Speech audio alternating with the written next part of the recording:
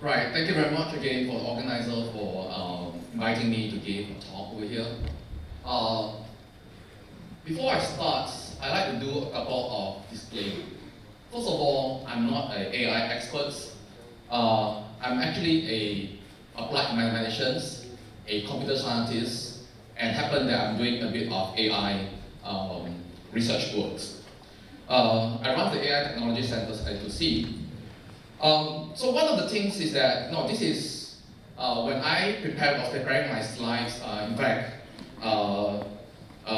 I just arrived this morning, so my speech and my thoughts may not be as coherent as I wanted to. So forgive me if I do not actually give you the right message or am I not coherent. This is the only equations that I'm going to put on the slides. And the reason why I say that is that because this is the things that I've been working on for the last 10 over years or 20 years.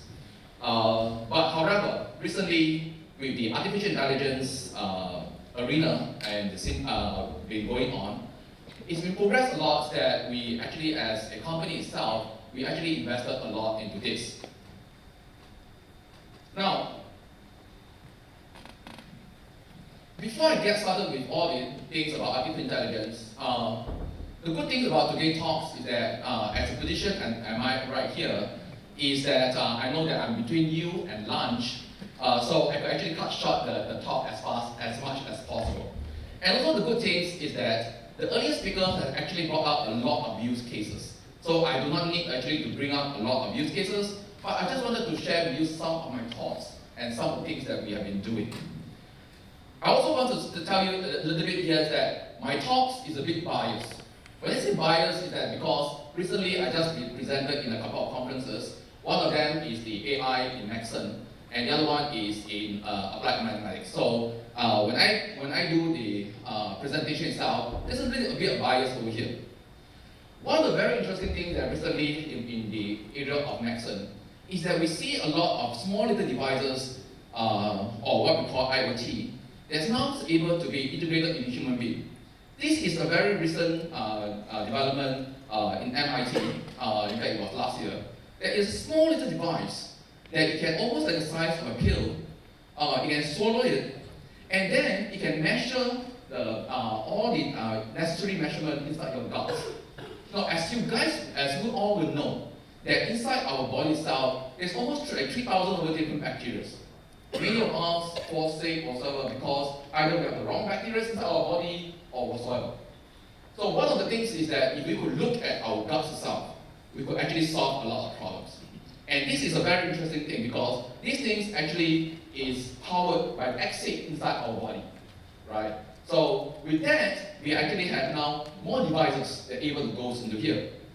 So that actually has, what it means is that now we have more devices that goes in our bodies and so forth. We also see that our houses are now with more devices. As most of you will know, every one of us has wireless.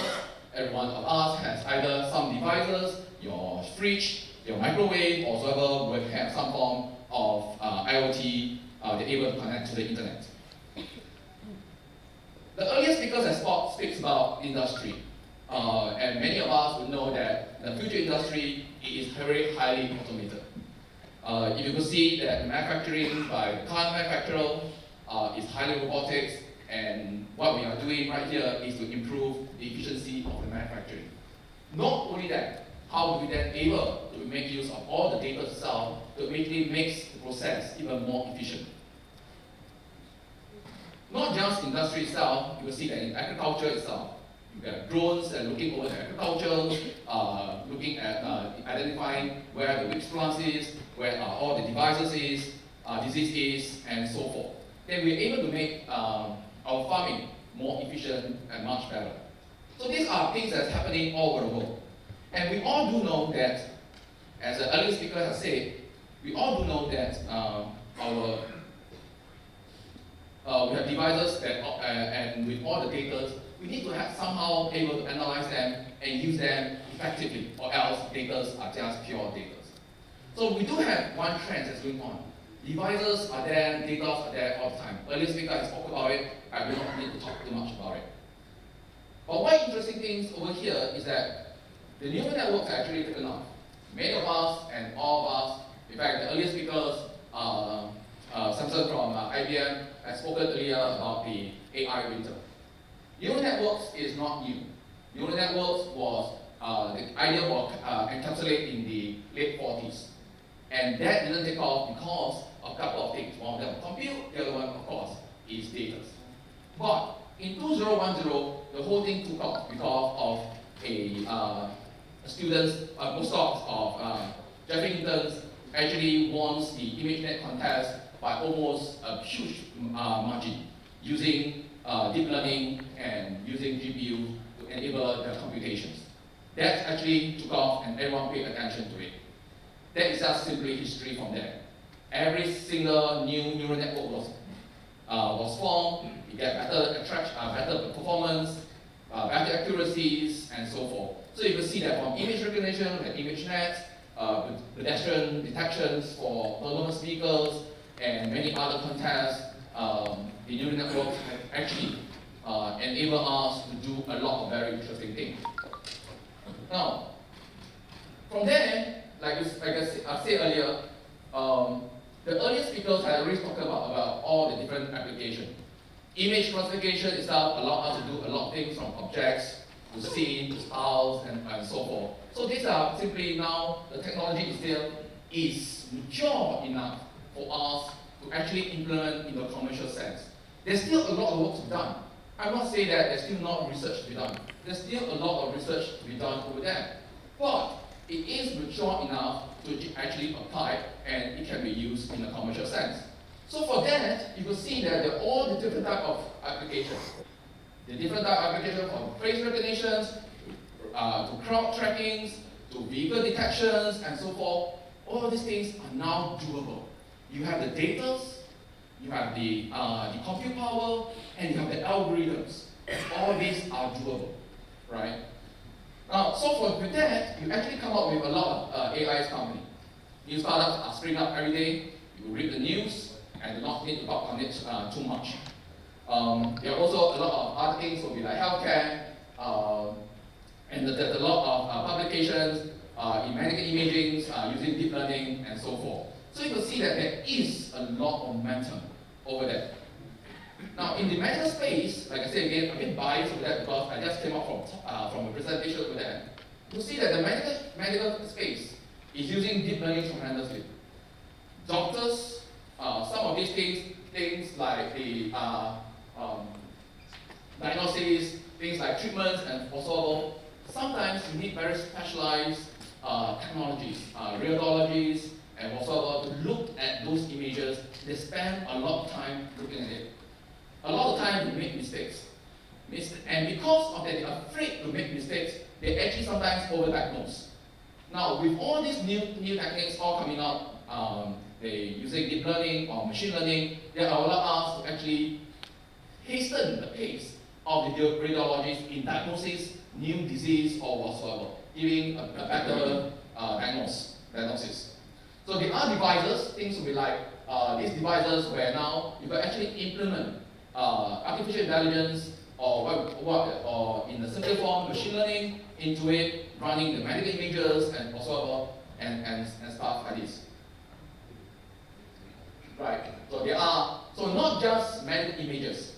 There are other things with like bioinformatics analysis, where you could use actually things with like in the area of machine learning or deep learning to actually analyze the prolonged sequences of the DNAs that you actually extract. Other things will be like high content screening, pre and cyclical pathologies, and so forth.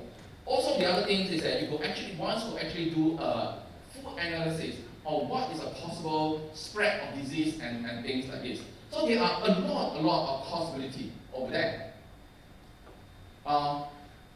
So with that, as the earlier speaker has said, I think the things have been used in areas like in the smart city. Right? I don't know if we need to talk on it so much because the earlier speaker has actually given a very good presentation. So the smart city itself right now, basically a lot of them are dealt with video analysis, surveillance, and so forth. You can actually use deep learning or what we call AI to do all these things. One of the couple of things which I want to to emphasize on is this. One of them is the video enhancement. Now, video enhancement and also super resolution is one of the very interesting ideas. Basically, what it means is that you can use very low resolution cameras from a very low resolution picture that you always, most of us tend to have. It's able to actually reconstruct a much higher resolution picture by using a low resolution and using techniques in deep learning. What this means is that it can allow us to actually do not need to incur too much cost in having very high resolution HD cameras. Now, so with the rise of other things, you can do many other things, video analysis, raw enforcement, and so forth. So I do not want to touch on it too much because, fortunately, the earlier speaker has actually bring up a lot of other things. Now, all this, the earlier part where all these things that I talked about is mostly deceptions, right? You actually try, it's like an eye. You occasionally see it, you're able to classify it, but you're not generating ideas. So one of the things that my team and many other teams are working on, the next generation of artificial intelligence is what we call generative. What do you mean by generative? As a human being, we actually generate ideas, right? We want machines to actually be able to generate ideas for us. So one of the things is that and this is came out in 2001, it's something called the Generative Adversary Network, or GANs. And don't worry about it too much. And basically the whole idea is that you have two neural networks that actually compete against one another. One of them is a discriminator, the other one is a generator. And when they actually compete against one another, you actually can, what we call in the academic field, using game theory, you can find a place for what we call the Nash equilibriums. Now with that, you can actually generate out new things, right? And just give me a few examples. Now previously, what people do is that you put in a picture, and then you generate out what the picture looks like. What you want to do is the other way around. You want to give them a couple of words. For examples, like this. This bird is blue, with white, and have a very short beak. What you want is to put in the caption, and it generates out the picture, what the picture should look like. Right? So it generates it. Now, this is one of the things. The other thing is style transfer. And this is, again, this idea is not new. Basically, what you want is that you actually train the neural networks to the style of different artists. And then what you do is that you put in a picture and be able to paint out the style and of the artist itself. Let's show you examples. This is a picture by Albert Mott called The Screen. And in the last conference, I took a picture of it, and it actually generated out a picture like this that painted the same style as the author. Now, what is the usefulness of this in a more practical way? Now, one of the more practical ways is in the area of drug design. Now, as some of you who are in the biologies or doing drug design, you will know this is that drug design is very expensive. We need to generate out a lot of, test a lot of compounds, generate out a lot of, test out different type of molecules, also to find out which are the right one. What it does over here using the algorithms, or a variation of the algorithms that we talked about, it actually generates out all the possible molecules that's able to do the particular drug design. So this is one of the ways. It will actually cut down the amount of time that you actually need to do the drug design itself. Right into one of the things was, another one is become a product is by Autodesk. Autodesk has something called the Dream Catcher. Now, for those of you who have done mechanical engineering, what do you usually do in mechanical engineering? First of all, you have some ideas, you actually design you do a CAD design, and then you run through simulation, whether you're using using ANSYS to do mechanical stress tests, or whatsoever. You do through a simulation, if you're doing fluid dynamics, fluent, and so forth, and then you come up with a design. You only do one design after the whole cycle. You find that, well, it doesn't fit you, so you retweak the design again, and so forth, and you try it many times, until you found there's the design that you find it. What this thing does is that it actually have the algorithm itself to generate out all the different possibilities that the design that you want. So what you do is that you give a design, approximate design of what you think you want, give it a constraint, and so forth. Right. So, of course, with the 3D printers now, you can create 3Ds and things like this. You will see that mechanical design for medical cell, artificial legs, and so forth. The other thing is very interesting is what we call self-learning. Now, when we have, like I said again, the earlier part we talked about is that we're able to classify things, able to video analysis, whatsoever. We are able to do generative AI. What about self-learning? Self-learning is very important. We need machines to actually self-learn. You cannot afford the time to keep on teaching a machine, right? So one of the things that earlier and the human being has been, as a human being in computer science, we have been thinking about is using games. Now we don't know that this is the first machine of the HKITIC tool, and over the years, IBM is one of the earliest leaders in this. They actually built this machine, Deep Blue, they actually built the chess player, and then you have Watson's, that big Japanese, and these have been used for genomics and so forth. Now, one of the very interesting things was that it published in about 3 years ago. This was the works by, and some of you would have known, is by Google X, right? I'm sorry, by DeepMind in Google X. And this paper was called High-Level Control Through Deep Reinforcement Learning. Now, don't worry about the word deep reinforcement learning, but it is a theory that was being formulated many years ago. For those who are doing control engineering or control theory itself, you know that this has been around for a long time. It's just that it's very difficult to implement because you need a lot of compute power. Now, they actually use their algorithms and develop something called what we call the Q-learning, and develop these things that play the games. Now, I want to show you the game. This game is a very old game. It's called Atari. And this thing was being done almost 3 years ago. But what is the important thing? What the implication of this is this? This is thing that the games play against, these algorithms play the games by itself, and it learns. Now, it plays the games for 10 minutes. It trains for 10 minutes, right? Of course, like any child, like a human being, any child, when you play for 10 minutes, it can't do much.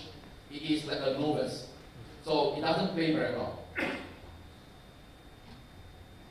Right? And then what we would do is that we put it through a longer training time, 120 minutes of training, and then play like an expert. Right? So you're able to survive, start playing the things battle, and playing like an expert. Now remember, I say again, remember this again. These algorithms does not actually learn, does not know how to play the game in the beginning. It starts from scratch, and it starts to play the game and learn, right?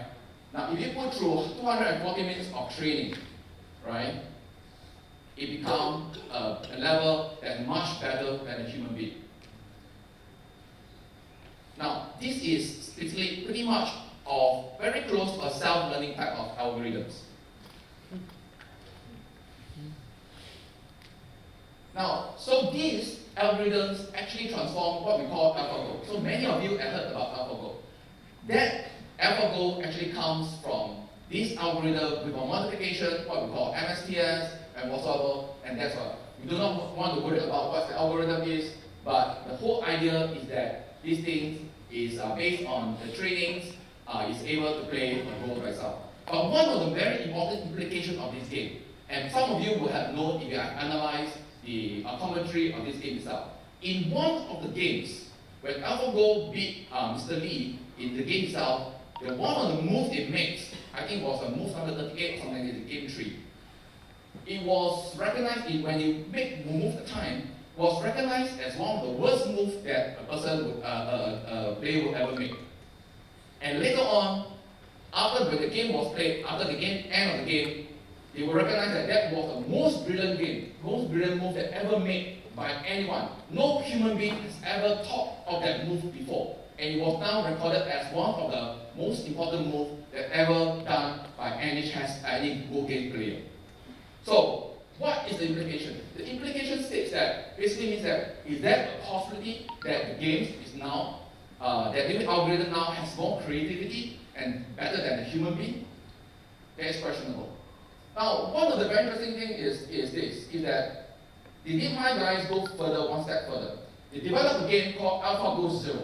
Now, AlphaGo, the earlier version of AlphaGo is based on a training on the previous games and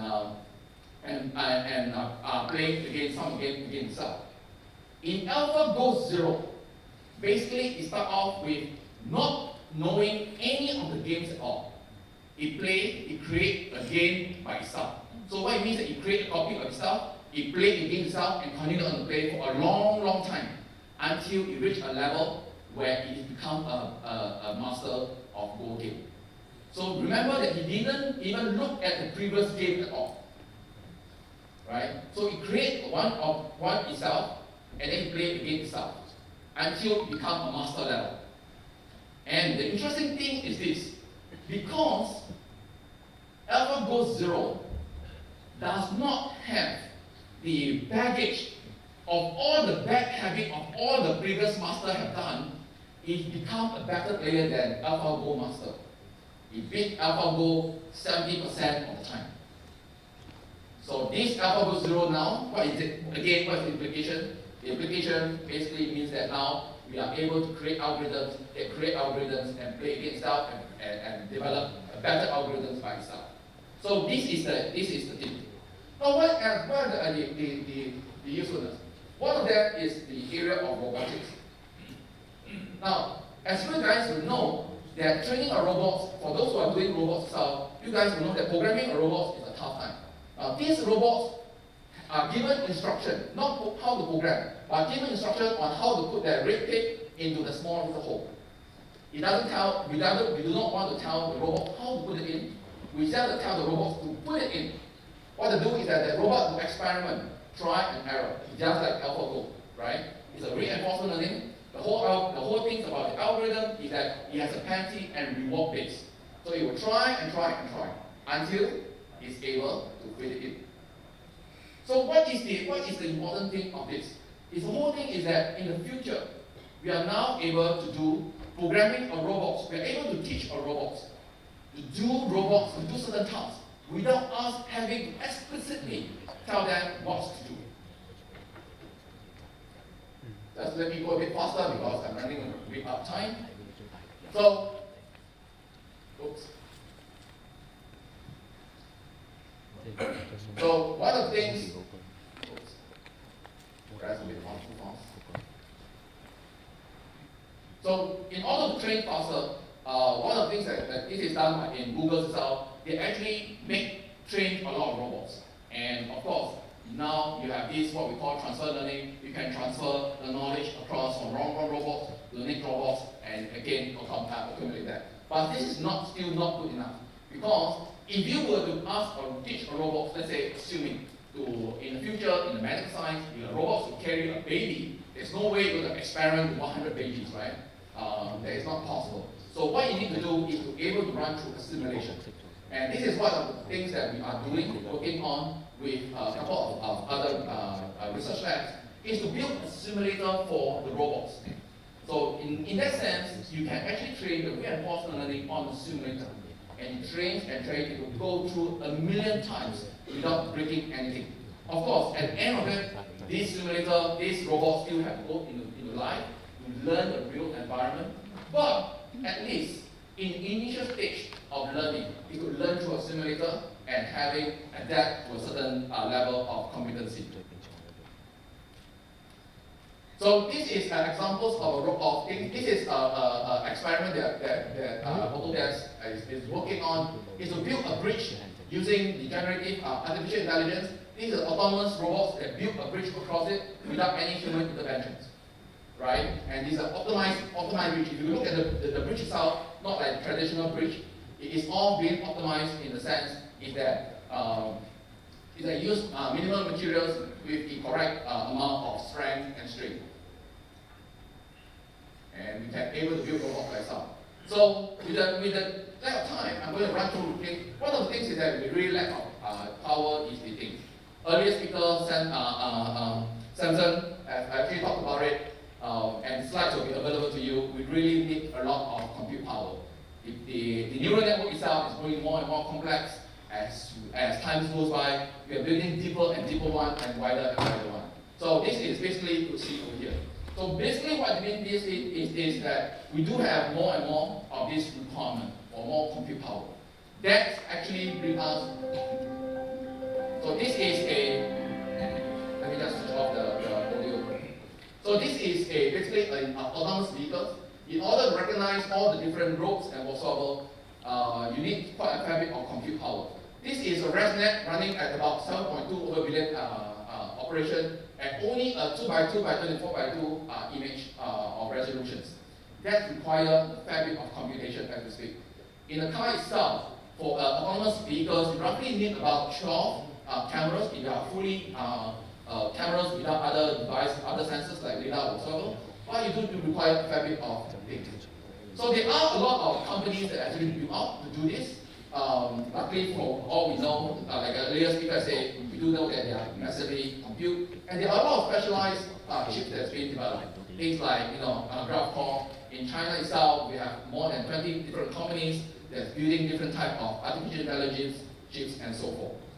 Now, just let me skip on this, and this is what the NVIDIA thing is doing, the V100. For those who are who know that our partners, Genesis, were able to give you more details on our products. So I do not want to delve on it too much, but I just wanted to share with you some of the things that we are doing. This is an AI supercomputer SoC.